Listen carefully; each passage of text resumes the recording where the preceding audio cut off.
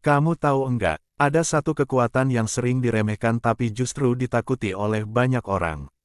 Bukan terletak pada seberapa keras kamu berbicara, tapi pada seberapa mampu kamu menahan diri untuk tidak merespons. Di dunia yang penuh dengan kebisingan ini, semua orang berlomba untuk didengar, untuk membalas, untuk membuktikan sesuatu. Tapi stoikisme mengajarkan hal yang berlawanan.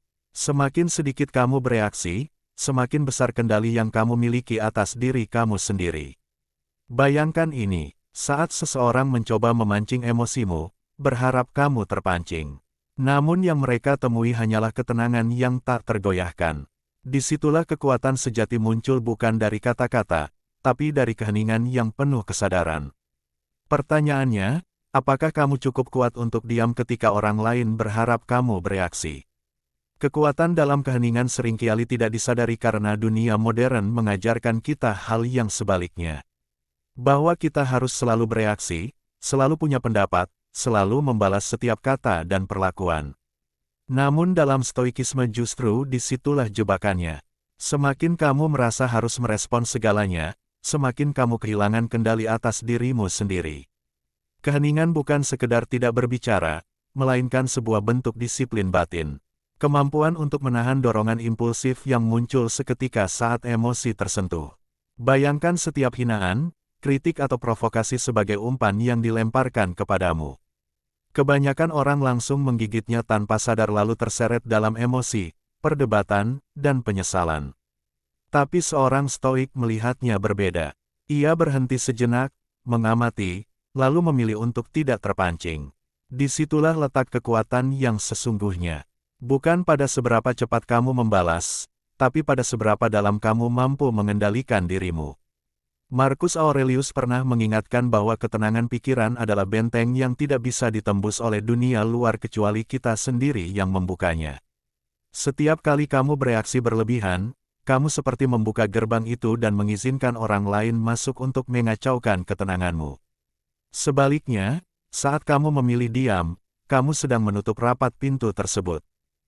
Keheningan menciptakan jarak antara rangsangan dan respons. Dan di dalam jarak itulah kebijaksanaan lahir.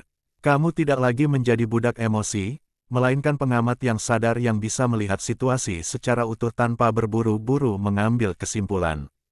Ini membuat keputusanmu lebih tajam, kata-katamu lebih bernilai, dan tindakanmu lebih terarah. Lebih dalam lagi, keheningan memiliki kekuatan psikologis yang sering tidak disadari. Saat seseorang tidak mendapatkan respons yang mereka harapkan, mereka kehilangan kendali atas situasi. Orang yang mencoba memancing emosimu akan merasa bingung bahkan tidak berdaya ketika dihadapkan pada ketenangan yang tidak tergoyahkan. Dalam banyak situasi, diam bukan hanya melindungimu, tapi juga membalikkan posisi dari yang awalnya diserang menjadi yang menguasai keadaan. Ini bukan manipulasi, melainkan konsekuensi alami dari pengendalian diri. Stoikisme mengajarkan bahwa kita tidak bisa mengontrol tindakan orang lain, tapi kita selalu punya kuasa penuh atas respons kita. Dan ketika kamu menguasai itu, kamu pada dasarnya telah mengambil kembali kendali hidupmu. Namun penting untuk dipahami, keheningan dalam stoikisme bukan berarti menghindar atau takut menghadapi masalah. Ini bukan tentang menekan emosi atau berpura-pura kuat, melainkan tentang memilih kapan harus berbicara dan kapan harus menahan diri. Ada saatnya kata-kata diperlukan, tapi ada jauh lebih banyak momen di mana diam adalah pilihan yang lebih bijak. Keheningan yang dimaksud adalah keheningan yang sadar yang lahir dari pemahaman bukan dari ketakutan. Ini adalah kemampuan untuk tetap teguh meskipun di dalam dirimu ada gejolak. Kemampuan untuk tidak langsung bereaksi meskipun kamu punya alasan untuk melakukannya. Seiring waktu, orang yang melatih keheningan ini akan merasakan perubahan yang halus tapi mendalam.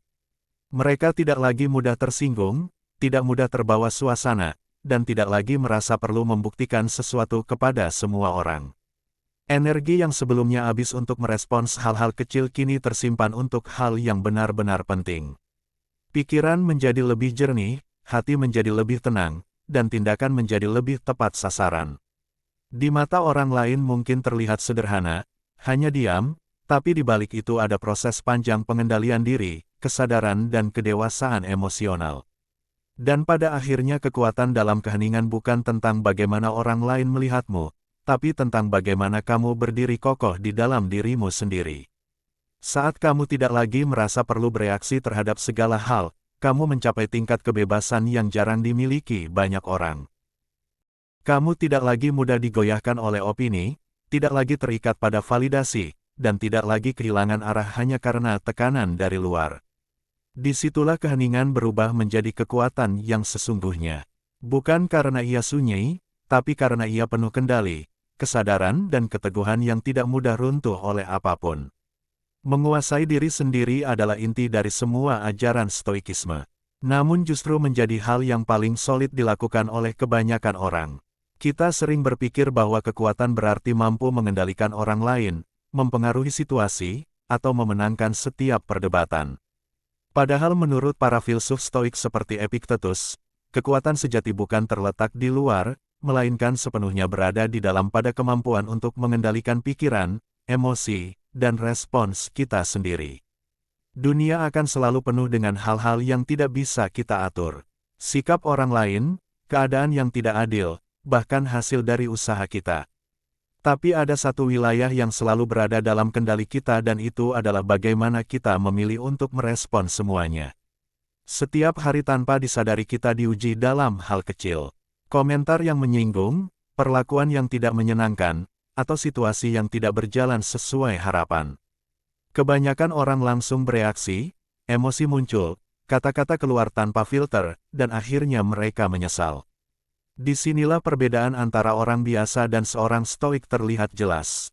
Seorang stoik tidak menghilangkan emosi, tapi ia tidak membiarkan emosi itu mengambil alih kendali. Ia menciptakan jeda sekecil apapun antara apa yang terjadi dan bagaimana ia merespons. Dan di dalam jeda itulah kekuatan sejati terbentuk. Menguasai diri berarti mampu berkata tidak pada dorongan sesaat yang terasa begitu kuat, itu berarti menahan diri untuk tidak membalas ketika disakiti, tidak langsung marah ketika diprovokasi, dan tidak terburu-buru mengambil keputusan saat emosi sedang memuncak. Ini bukan kelemahan, justru sebaliknya, ini adalah bentuk disiplin yang sangat tinggi. Karena kenyataannya jauh lebih mudah untuk bereaksi daripada menahan diri. Dibutuhkan kesadaran, latihan, dan keteguhan untuk tetap tenang ketika segala sesuatu di dalam dirimu ingin meledak. Marcus Aurelius menulis bahwa seseorang menjadi lebih kuat bukan ketika ia mengubah dunia di sekitarnya, tetapi ketika ia mampu menjaga pikirannya tetap selaras dan tidak terguncang oleh apapun yang terjadi. Ketika kamu menguasai diri sendiri, kamu tidak lagi menjadi korban keadaan. Kamu tidak lagi mudah dipermainkan oleh opini orang lain atau situasi yang berubah-ubah. Kamu menjadi stabil seperti batu karang di tengah ombak. Bukan berarti ombaknya hilang, tapi kamu tidak lagi terbawa arusnya. Lebih dari itu, penguasaan diri memberikan kebebasan yang jarang disadari. Banyak orang merasa bebas karena bisa melakukan apa saja yang mereka inginkan. Padahal mereka justru terjebak dalam impuls dan emosi mereka sendiri. Seorang stoik memahami bahwa kebebasan sejati adalah ketika kamu tidak diperbudak oleh reaksi spontanmu. Kamu memilih tindakanmu dengan sadar, bukan karena dorongan sesaat. Dengan begitu, setiap keputusan yang kamu ambil menjadi lebih bermakna dan terarah. Pada akhirnya, menguasai diri sendiri bukanlah tujuan yang bisa dicapai dalam semalam. Ini adalah proses panjang yang terus dilatih setiap hari dalam setiap situasi kecil maupun besar. Tapi semakin kamu melatihnya, semakin kamu menyadari satu hal penting. Dunia mungkin tidak pernah bisa kamu kendalikan sepenuhnya, tapi dirimu sendiri selalu bisa. Dan ketika kamu benar-benar menguasai itu, kamu tidak hanya menjadi lebih tenang, kamu menjadi jauh lebih kuat dari sebelumnya. Salah satu kesalahan paling umum yang tanpa sadar melemahkan seseorang adalah kebiasaan menanggapi hampir segala hal yang terjadi di sekitarnya. Dalam dunia yang serba cepat dan penuh distraksi ini, setiap opini, komentar, kritik, bahkan hal sepele sekalipun terasa seperti harus segera dibalas. Namun, stoikisme justru mengajarkan prinsip yang bertolak belakang. Tidak semua hal pantas mendapatkan perhatianmu, apalagi responsmu. Karena setiap kali kamu memilih untuk menanggapi sesuatu, kamu sebenarnya sedang membayar dengan waktu, energi, dan ketenangan batinmu. Dan tidak semua hal layak dibayar dengan harga itu. Bayangkan berapa banyak energi yang terbuang hanya untuk memikirkan perkataan orang lain, komentar di media sosial, atau situasi kecil yang sebenarnya tidak berdampak besar dalam hidupmu. Hal-hal ini sering terlihat penting di momen itu. Tapi jika dilihat dari jarak yang lebih luas, semuanya terasa sepele. Seorang stoik melatih dirinya untuk melihat dengan perspektif yang lebih tinggi. Apakah ini akan tetap penting besok, minggu depan, atau bahkan setahun lagi? Jika jawabannya tidak, maka meresponsnya hanya akan menguras energi tanpa memberi nilai nyata. Epictetus pernah menekankan bahwa jika seseorang berbicara buruk tentangmu, kamu punya dua pilihan. Membuktikan mereka salah dengan hidupmu atau membuang waktumu untuk membalas mereka. Kebanyakan orang memilih yang kedua karena dorongan ego yang ingin selalu benar dan diakui. Padahal semakin kamu merasa harus merespons semuanya, semakin kamu terjebak dalam permainan yang bukan milikmu. Kamu mulai hidup berdasarkan reaksi, bukan berdasarkan prinsip. Tidak menanggapi bukan berarti kamu tidak peduli atau tidak punya pendirian. Justru sebaliknya, itu menunjukkan bahwa kamu cukup bijak untuk memilih di mana energimu seharusnya diarahkan. Ada kekuatan besar dalam kemampuan untuk mengabaikan hal-hal yang tidak penting. Ini bukan tentang menghindari, melainkan tentang memilah. Seperti seorang penjaga gerbang, kamu menentukan apa yang boleh masuk ke pikiranmu dan apa yang harus ditinggalkan di luar. Menariknya, ketika kamu berhenti menanggapi hal-hal yang tidak penting, hidupmu mulai terasa lebih ringan. Pikiranmu tidak lagi dipenuhi oleh hal-hal yang sebenarnya tidak memberi manfaat. Kamu menjadi lebih fokus, lebih tenang dan lebih hadir dalam hal-hal yang benar-benar berarti. Ini adalah bentuk kebebasan yang sering tidak disadari. Kebebasan dari kebutuhan untuk selalu bereaksi. Marcus Aurelius juga mengingatkan bahwa banyak masalah yang kita hadapi sebenarnya tidak berasal dari kejadian itu sendiri, tetapi dari penilaian kita terhadapnya. Ketika kamu berhenti memberi makna berlebihan pada hal-hal kecil, kamu otomatis mengurangi beban dalam hidupmu. Apa yang dulu terasa mengganggu kini menjadi hal yang lewat begitu saja tanpa meninggalkan jejak. Pada akhirnya hidup bukan tentang seberapa banyak hal yang kamu tanggapi, tapi seberapa bijak kamu memilih apa yang benar-benar layak mendapatkan perhatianmu. Karena disitulah letak kekuatan seorang stoik bukan pada kemampuannya untuk merespons segalanya, tapi pada keberaniannya diam terhadap hal-hal yang memang tidak penting.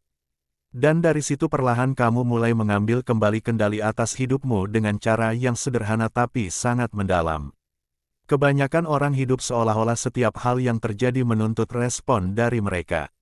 Ada komentar harus dibalas, ada kritik harus dijawab, ada perlakuan tidak menyenangkan harus dilawan. Tanpa disadari pola ini membuat seseorang hidup dalam mode reaktif. Seakan-akan dunia luar memegang kendali atas bagaimana ia berpikir dan bertindak. Namun stoikisme mematahkan ilusi itu dengan satu pemahaman sederhana tapi sangat dalam. Respon bukan kewajiban melainkan pilihan. Dan selama kamu masih punya pilihan berarti kamu masih punya kendali. Epictetus mengajarkan bahwa yang mengganggu kita bukanlah peristiwa itu sendiri melainkan penilaian kita terhadapnya. Artinya di antara apa yang terjadi dan bagaimana kita bereaksi selalu ada ruang-ruang kecil yang sering diabaikan. Tapi disitulah letak kebebasan kita. Orang yang tidak sadar akan ruang ini akan langsung bereaksi seperti refleks tanpa berpikir. Namun, seorang stoik melatih dirinya untuk berhenti sejenak, mengamati dan menyadari bahwa ia tidak harus merespons dengan cara yang sama seperti kebanyakan orang. Ia memilih bukan sekedar bereaksi. Menganggap respons sebagai kewajiban membuat kita mudah terseret dalam hal-hal yang sebenarnya tidak perlu. Kita merasa harus membela diri di setiap sitas, harus menjelaskan diri kepada semua orang, harus memastikan orang lain memahami kita. Padahal tidak semua orang perlu diyakinkan dan tidak semua situasi membutuhkan penjelasan. Ketika kamu mulai memahami bahwa kamu tidak berhutang respons kepada siapapun untuk setiap hal, beban itu perlahan menghilang. Kamu tidak lagi merasa tertekan untuk selalu hadir dalam setiap konflik atau perdebatan. Marcus Aurelius sering mengingatkan dirinya sendiri bahwa ia memiliki kuasa penuh atas pikirannya. Dan dari situlah semua tindakan berhasil. Ketika kamu menyadari bahwa respons adalah pilihan, kamu mulai melihat bahwa banyak hal yang sebelumnya terasa mendesak ternyata bisa dilewati begitu saja. Tidak semua pesan harus dibalas saat itu juga. Tidak semua kritik perlu ditanggapi dan tidak semua provokasi layak diberi perhatian. Dengan memilih untuk tidak merespons, kamu sebenarnya sedang mengambil sikap. Bukan sikap pasif, tapi sikap sadar. Ada kekuatan yang halus namun sangat nyata ketika seseorang tidak mudah dipaksa untuk bereaksi. Orang lain mungkin mencoba memancing, menekan, atau menguji batasmu. Tapi ketika mereka menyadari bahwa kamu tidak bereaksi seperti yang mereka harapkan, mereka kehilangan pijakan. Ini bukan tentang menghindari, tapi tentang tidak memberikan kendali atas dirimu kepada orang lain. Kamu tidak lagi bergerak karena dorongan luar, melainkan karena keputusan dari dalam. Namun, penting juga untuk memahami bahwa memilih tidak merespons bukan berarti selalu diam dalam segala situasi. Stoikisme bukan tentang membungkam diri, melainkan tentang kesadaran dalam bertindak. Ada momen di mana berbicara itu perlu bahkan penting. Tapi perbedaannya adalah kamu berbicara karena kamu memilihnya, bukan karena kamu merasa terpaksa. Kata-katamu menjadi lebih terarah, lebih bermakna, dan tidak lagi dipenuhi emosi yang tidak perlu. Seiring waktu, memahami bahwa respons adalah pilihan akan mengubah cara kamu menjalani hidup. Kamu menjadi lebih tenang, tidak mudah tergoncang, dan tidak lagi merasa harus terlibat dalam segala hal. Hidupmu tidak lagi dikendalikan oleh apa yang terjadi di luar, tapi oleh bagaimana kamu memilih untuk menanggapinya. Dan disitulah letak kekuatan yang sesungguhnya. Bukan pada seberapa banyak kamu bereaksi, tapi pada seberapa sadar kamu dalam memilih kapan harus melakukannya. Ada jenis kekuatan yang tidak perlu ditunjukkan secara terang-terangan, tidak perlu dibuktikan dengan kata-kata keras atau sikap dominan. Namun justru paling terasa kehadirannya. Itulah wibawa yang lahir dari ketenangan. Dalam pandangan Stoikisme, seseorang yang benar-benar kuat bukanlah yang paling berisik atau reaktif, melainkan yang paling stabil dalam tekanan. Ketika orang lain mudah terpancing, gelisah, atau emosional, seorang stoik tetap tenang. Seolah memiliki pusat yang tidak bisa diguncangkan oleh apapun di luar dirinya. Dan anehnya, justru ketenangan itulah yang membuat orang lain memperhatikannya. Kebanyakan orang mengira wibawa datang dari kekuasaan, status, atau kemampuan untuk mendominasi orang lain. Padahal semua itu bisa runtuh dalam sekejap ketika emosi tidak terkendali. Seseorang bisa terlihat kuat saat semuanya berjalan sesuai keinginannya. Tapi begitu keadaan berbalik, sikap aslinya mulai terlihat. Disinilah perbedaan nyata muncul. Orang yang bergantung pada situasi akan berubah-ubah, sementara orang yang menguasai dirinya tetap konsisten. Ketenangan menjadi fondasi yang tidak mudah retak bahkan ketika dunia di sekitarnya sedang tidak stabil. Marcus Aurelius menulis banyak hal tentang menjaga ketenangan pikiran di tengah kekacauan dunia. Baginya, pikiran yang tenang adalah sumber kekuatan yang tidak bisa disentuh oleh opini atau tindakan orang lain.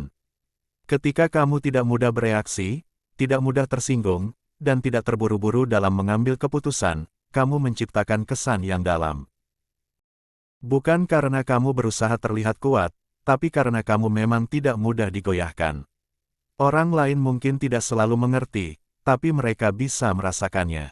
Ketenangan juga memiliki efek psikologis yang kuat dalam interaksi sosial. Saat seseorang mencoba memancing emosimu dan kamu tidak bereaksi seperti yang diharapkan, situasinya langsung berubah. Mereka yang awalnya merasa memiliki kendali mulai kehilangan arah karena tidak mendapatkan respons yang mereka incar. Sementara itu, kamu tetap berada di posisi yang stabil, tidak terbawa arus. Tanpa perlu mengatakan apapun, kamu sudah menunjukkan bahwa dirimu tidak mudah dipengaruhi. Inilah bentuk wibawa yang tidak dibuat-buat, melainkan muncul secara alami dari pengendalian diri. Namun, ketenangan ini bukan berarti tidak peduli atau dingin terhadap segala hal. Justru sebaliknya, ini adalah bentuk kepedulian yang lebih dalam. Kepedulian terhadap dirimu sendiri, agar tidak dikuasai oleh emosi sesaat. Seorang stoik tetap merasakan emosi, tapi ia tidak membiarkan emosi itu menguasai tindakannya. Ia tetap bisa tegas tanpa marah, tetap bisa berbicara tanpa kehilangan kendali, dan tetap bisa menghadapi konflik tanpa menjadi bagian dari kekacauan itu sendiri. Seiring waktu, orang yang menjaga ketenangan seperti ini akan mulai dipandang berbeda.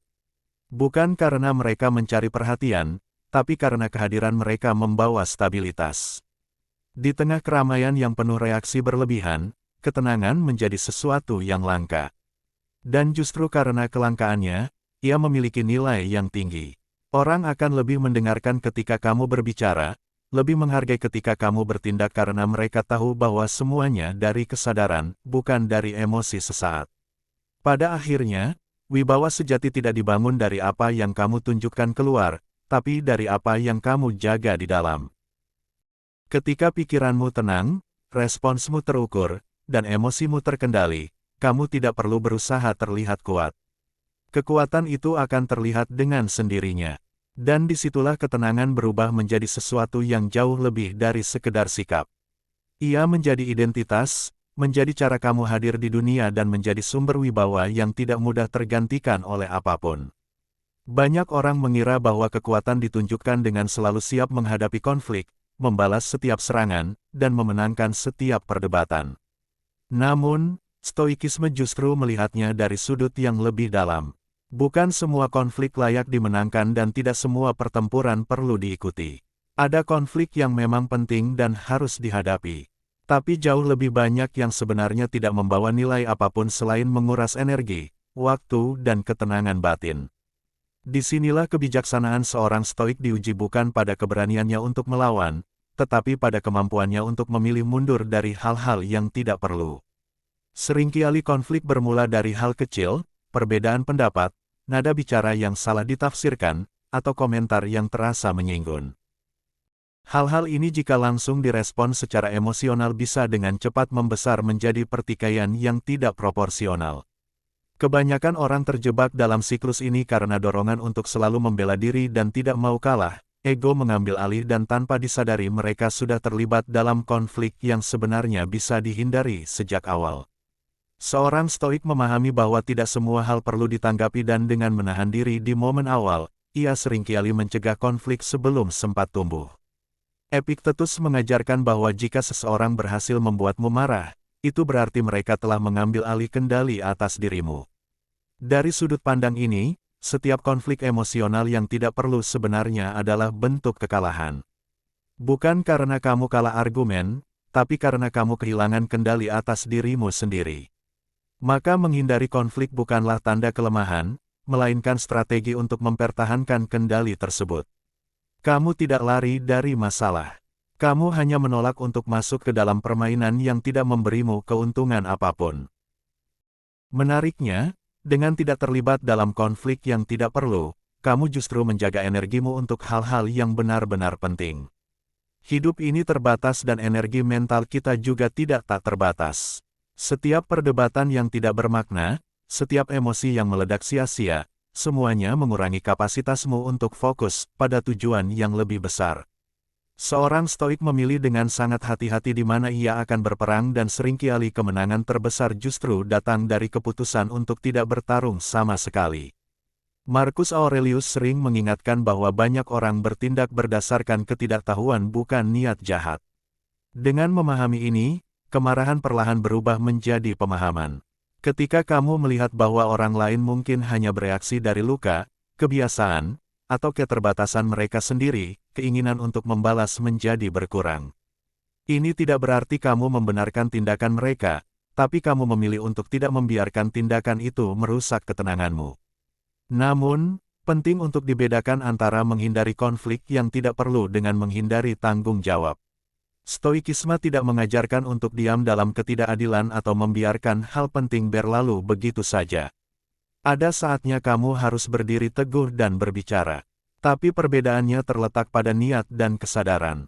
Kamu bertindak bukan karena emosi, melainkan karena prinsip. Kamu tidak bereaksi secara impulsif, tapi merespon dengan tujuan yang jelas. Pada akhirnya kemampuan untuk menghindari konflik yang tidak perlu adalah bentuk kedewasaan yang tidak banyak dimiliki. Ini bukan tentang menjadi lemah atau takut, tapi tentang memahami bahwa tidak semua hal layak mendapatkan bagian dari hidupmu. Dengan memilih untuk tidak terlibat dalam hal-hal yang sia-sia, kamu menjaga dirimu tetap utuh, tetap tenang, dan tetap fokus. Dan disitulah letak kekuatan seorang stoik. Bukan pada seberapa sering ia bertarung, tapi pada seberapa bijak ia memilih kapan harus melakukannya. Pada akhirnya semakin kamu memahami kekuatan dalam menahan diri, kamu akan mulai melihat dunia dengan cara yang berbeda. Hal-hal yang dulu terasa harus dibalas, kini tampak tidak lagi layak untuk menyita perhatianmu. Kamu tidak lagi terburu-buru untuk berbicara, tidak lagi merasa perlu menjelaskan dirimu kepada semua orang. Dan perlahan kamu menyadari sesuatu yang jarang disadari banyak orang. Kekuatan terbesar bukan terletak pada seberapa keras kamu bersuara, tapi pada seberapa dalam kamu mampu menguasai dirimu sendiri. Di titik itu, keheningan bukan lagi sekedar diam. Ia menjadi bentuk kendali, menjadi perlindungan sekaligus menjadi kekuatan yang membuatmu tidak mudah digoyahkan oleh apapun di luar dirimu. Dan mungkin pertanyaan yang tersisa sekarang bukan lagi tentang bagaimana menghadapi dunia, tapi apakah kamu siap menghadapi dirimu sendiri ketika tidak ada lagi yang bisa kamu salahkan selain pilihanmu untuk bereaksi atau tetap tenang? Ya.